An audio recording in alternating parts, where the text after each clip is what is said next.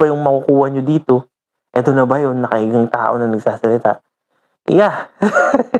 Yung sagot dun is, yes.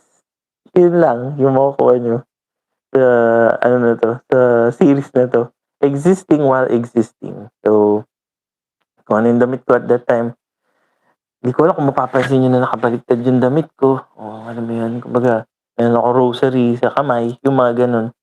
So, try kong tignan natin kung meron pa akong oras na i-explain kung bakit na may rosary, bakit ako alam mo yun, ba't ganito yung damit ko, yung mga ganyan. Tignan natin in the future, malay mo naman. Ay, yung plano ko is, gagawin ko 'to para i-catalog yung thoughts, yung itsura, yung galaw, yung paghiga, yung essentially ako, ika-catalog ko yung sarili ko, i-upload ko yung sarili ko sa in a video format, in a video log.